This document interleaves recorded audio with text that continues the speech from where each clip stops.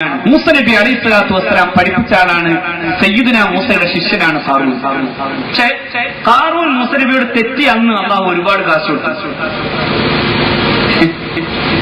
ഖാറൂൻ മൂസ നബിയോട് തെറ്റിയ കാലം അള്ളാഹു അയാൾക്ക് ഒരുപാട് സമ്പത്ത് കൊടുത്തു. അങ്ങനെയല്ലേ ഖുർആൻ പറഞ്ഞത്, ഇന്ന ഖാറൂന കാന മിൻ ഖൗമി മൂസ ഫബഗാ അലൈഹിം. നിശ്ചയം ഖാറൂൻ മൂസയുടെ അതേ ജനതയിൽപ്പെട്ട ആളായിരുന്നു. ഫബഗാ അലൈഹിം, എന്നിട്ട് ആ ജനതയോട് അവൻ അതിക്രമം കാണിച്ചു. വആതൈനാഹു മിനൽ കുനൂസി മാ ഇന്ന മഫാത്തിഹു ലതനൂ ബിൽ ഉസ്ബതി ഉലിൽ ഖുവ്വ. എന്നാലോ അവന് നാം ആ കാലഘട്ടത്തിലെ ഏറ്റവും വലിയ സമ്പന്നൻ എന്നർത്ഥത്തിൽ അവന്റെ ഭണ്ഡാകാരങ്ങളുടെ താക്കോലുകൾ പോലും ചുമക്കാൻ സാധ്യമാകാത്ത വിധം അത്രമേൽ സമ്പത്ത് അവന് കൊടുത്തു. അവന്റെ താക്കോൽ കൂട്ടം ചുമക്കാൻ ഒരു വലിയ സമൂഹത്തിന് കഴിയില്ലായിരുന്നു എന്നാണ് ഖുർആൻ പറയുന്നത്. അത്രമേൽ അനന്ത പത്മനാഭ ക്ഷേത്രത്തിന്റെ എ അറയും ബി അറയും ഒക്കെ തുറന്നപ്പോ കണ്ടതിനേക്കാളും വലിയ സമ്പത്ത് അള്ളാഹു ഖാറൂന് കൊടുത്തു എന്ന് നാം അനുമാനിച്ചാൽ തെറ്റല്ല. അത്ര വലിയ സമ്പത്ത്. എന്നിട്ട് എന്താ ഖാറൂൻ ചെയ്തത്? ഖാറൂൻ ആ നാട്ടിലെ കുഴപ്പത്തിന്റെ മുഴുവൻ ഉസ്താദായി. ഖാറൂൻ ആ സമുദായത്തെ വിഭജിച്ചു. ആ സമുദായത്തിനിടയിൽ ഫസാദ് ഉണ്ടാക്കിയപ്പോ മഹാനായ മൂസ നബിയുടെ സമൂഹം പറഞ്ഞു, ലാ തുഫ്സിദു ഫിൽ അർള്. നീ ഭൂമിയിൽ കുഴപ്പമുണ്ടാക്കരുത്, നീ മനുഷ്യർക്കിടയിൽ ഭിത്തി കെട്ടരുത്, നീ പള്ളികൾക്കിടയിൽ മതിൽ കെട്ടരുത്. പ്രിയപ്പെട്ടവരെ, സമ്പത്താണ് നിനക്ക് അല്ലാഹു തന്നത്. ആ സമ്പത്ത് കൊണ്ട് സമുദായത്തിൽ തെറ്റും പ്രശ്നവും ഉണ്ടാക്കാൻ ശ്രമിച്ചേക്കരുത്. അപ്പൊ ഖാറൂൻ എന്താ ചെയ്തെന്നറിയോ? മൂസാ നബിയുടെ വലിപ്പം ഉണ്ടാക്കാൻ കഴിയാത്തത് കൊണ്ട് ഖാറൂൻ ഒരു കാര്യം ചെയ്തു. നേരൊരു വണ്ടി പിടിച്ച് നേരൊരു വലിയ യാത്ര നടത്തി. സകലമാന ആഡംബരങ്ങളോടുകൂടെ ഖാറൂൻ അവന്റെ ജനതയുടെ നടുക്കളിലൂടെ ഒരു യാത്രയങ്ങ് നടത്തി. ആ യാത്ര കണ്ടപ്പോ ഒരു വിഭാഗം ആളുകൾ പറഞ്ഞു, എന്തൊരു വലിയ വലിപ്പമുള്ള യാത്രയാണ്. യാ ലൈത ലനാ മിസ്ല മാ ഊതിയ ഖാറൂൻ. ഖാറൂന് കിട്ടിയതുപോലെ നമുക്കും കിട്ടിയിരുന്നുവെങ്കിൽ. ഇന്നഹു ലദൂ ഹദ്ദിൻ അദീം. അയാളല്ലേ കേമൻ. ഇവിടെ നോക്കൂ നിങ്ങൾ, ഈ അർത്ഥത്തിൽ അനാദരവ് പ്രകടിപ്പിച്ചവരെ പടച്ചറബ് പിന്നെ സ്വീകരിച്ചിട്ടേയില്ല. അല്ലാഹു നമ്മളെ കാക്കുമാറാകട്ടെ. അതായത് മുൻഗാമിയുടെ ഒരു വെറുപ്പ് പടച്ചവന്റെ വെറുപ്പിനേക്കാൾ വലുതാണ്.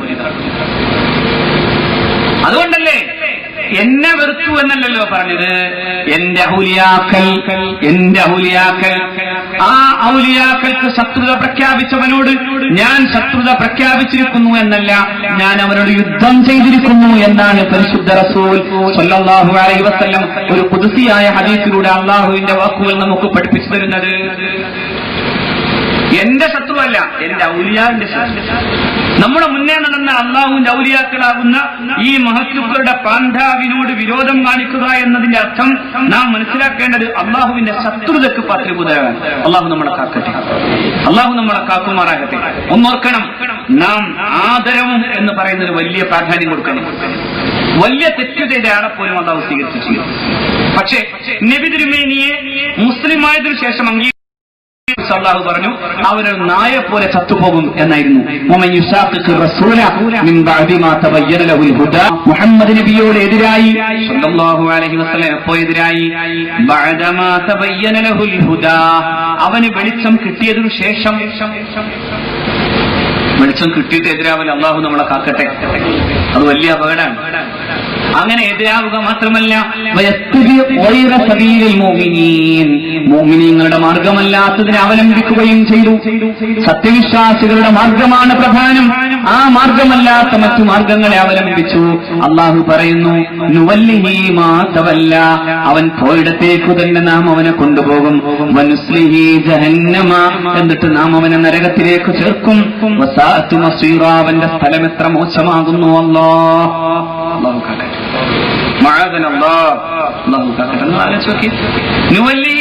നമ്മൾ പോയ വഴിക്ക് അവനാട്ടും.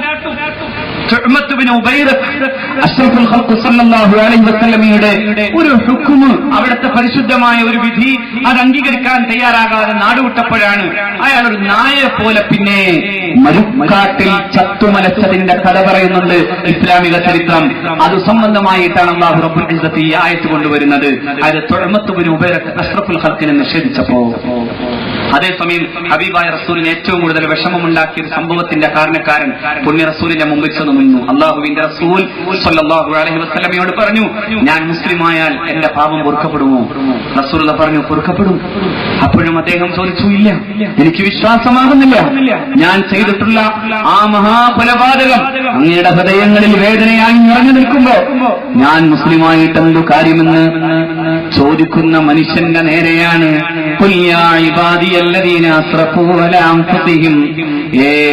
നബിയെ പറഞ്ഞു കൊടുക്കണം, യാ ഇബാദി, എന്റെ അടിമകളെ, അല്ലദീന അസ്റഫൂ അലാ അൻഫുസിഹിം, സ്വന്തം ആത്മാക്കളോട് തെറ്റു ചെയ്ത് അതിൽ അതിക്രമം കാണിച്ചിട്ടുള്ള ആത്മാക്കളെ, ഹേ പ്രിയപ്പെട്ട എന്റെ അടിമകളെ, ലാ തഖ്നതു മിൻ റഹ്മത്തില്ലാഹ്, നിങ്ങൾ അല്ലാഹുവിന്റെ കാരുണ്യത്തിൽ നിങ്ങൾ ഒരിക്കലും നിരാശപ്പെടേണ്ടതില്ല എന്ന ആയത്ത് വരുന്നത് എവിടെയെന്നോ സയ്യിദുനാ ഹംസ റളിയല്ലാഹു തആല അൻഹു എന്ന ഹബീബിന്റെ പിതൃവിനെ അനുകൊല ചെയ്യാൻ കാരണക്കാരനായി നിന്ന വഹ്ശി എന്ന് പറയുന്ന അടിമയാണ് അഷ്റഫുൽ ഖൽഖിന്റെ മുമ്പിൽ വന്നത്.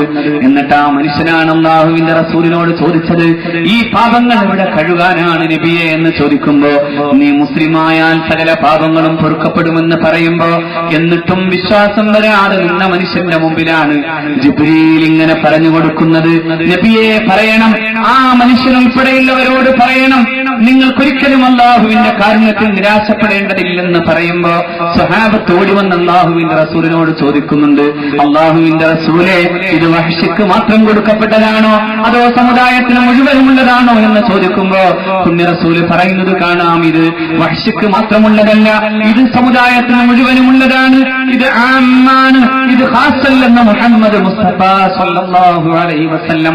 നോക്കൂ നിങ്ങൾ, പിന്നെയും മുസ്ലിമായിട്ട് പോലും അല്ലാഹുവിന്റെ റസൂൽ പലപ്പോഴും വഹ്ശിയോട് പറയുമായിരുന്നു, വഹ്ശി, നേരെ മുമ്പിൽ വന്നു നിൽക്കരുതേ, എന്റെ കൂടെ നടക്കുമ്പോ ഒരൽപ്പം മാറി നടക്കണേ. എന്തുകൊണ്ടെന്നാൽ എന്റെ പ്രിയപ്പെട്ട പിതൃവിന്റെ വേദനയുള്ള ഓർമ്മകൾ ഇടക്കിടക്ക് എന്റെ ഹൃദയത്തെ മതിക്കുമ്പോ ഞാൻ അറിയാതെ എങ്ങാനും വഹ്ശി നിന്റെ മുഖത്തേക്ക് കോപത്തോടെ നോക്കിപ്പോകുമോ എന്ന് ഭയന്നു പോകുന്നു വഹ്ശി. അതുകൊണ്ട് അല്പം എന്റെ പിന്നിൽ നടക്കണേ, എന്റെ നേരെ എന്റെ ഓർമ്മകളെ പ്രകോപിപ്പിക്കുന്ന വിധം വരരുതേ എന്ന് മുഹമ്മദ് മുസ്തഫ. മഹാനായ വഹ്ശി പലപ്പോഴും പരിതപിക്കാറുണ്ടായിരുന്നു, ഞാൻ ജീവിതത്തിൽ ചെയ്തു പോയ ഏറ്റവും ഭീകരമായ കൊലപാതകം അതാണെന്ന്.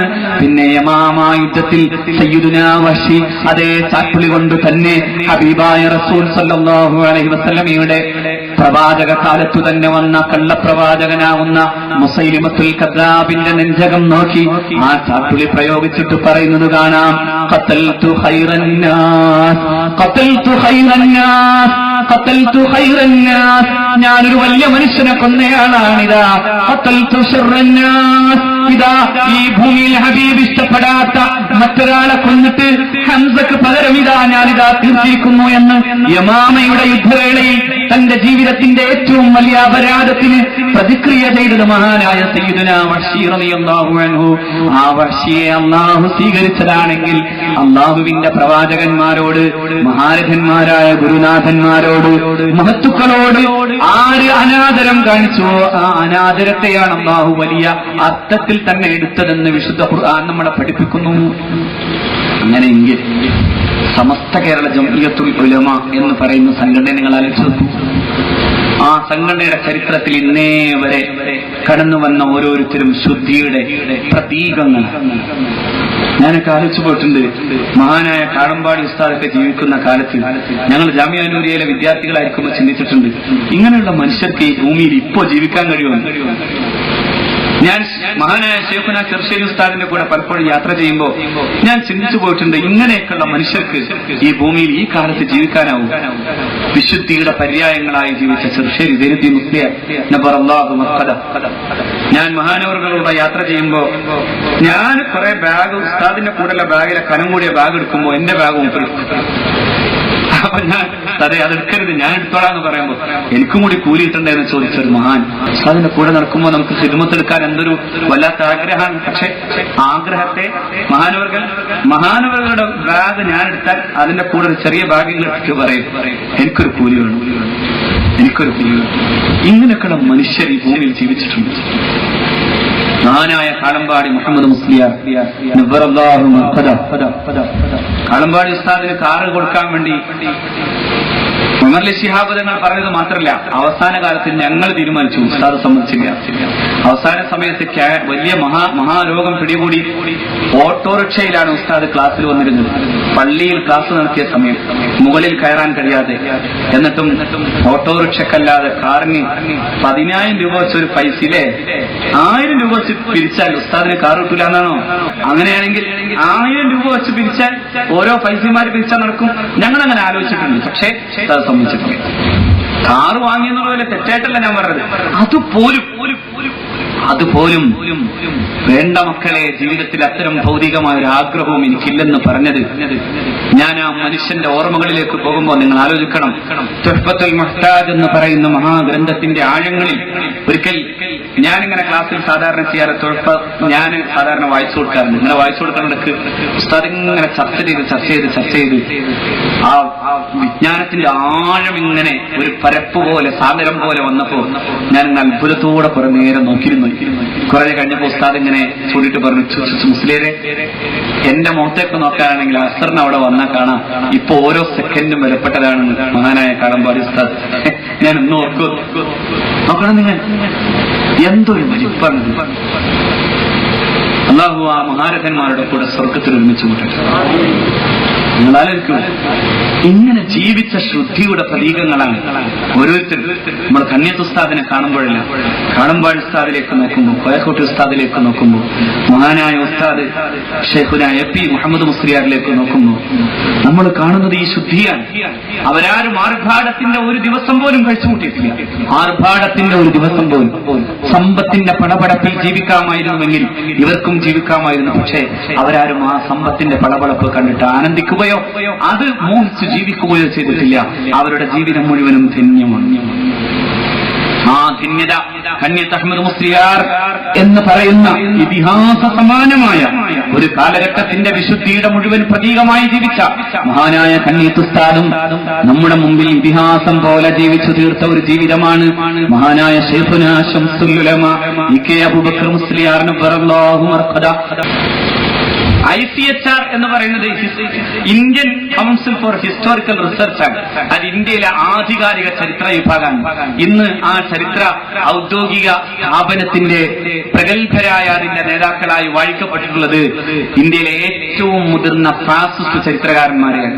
ഇന്ത്യയിലെ മുഗള കാലഘട്ടത്തിലെയും മുസ്ലിം രാജാക്കന്മാരുടെ കാലഘട്ടത്തിലെയും വ്യത്യസ്തമായ ഇസ്ലാമിക ചൈതന്യങ്ങളെയും ഇസ്ലാമിക് സിംബലുകളെയും തകർത്തെറിയാൻ അതിന്റെ ചരിത്രത്തെ മുച്ചൂടും ഇല്ലായ്മ ചെയ്യുക എന്നത് മാത്രമാണ് യഥാർത്ഥത്തിൽ ICHRന്റെ ഇപ്പോഴത്തെ പണി.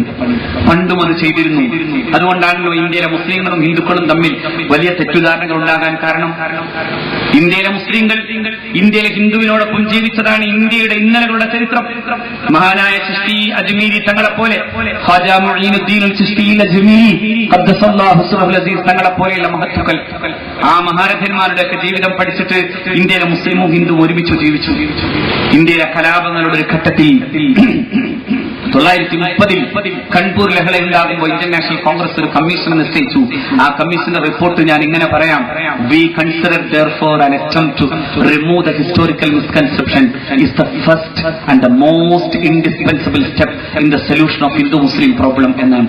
ഇന്ത്യയിലെ മുസ്ലിം ഹിന്ദു പ്രശ്നം പരിഹൃതമാകണമോ, ചരിത്രത്തിന്റെ തെറ്റുധാരണകൾ മാറ്റണം.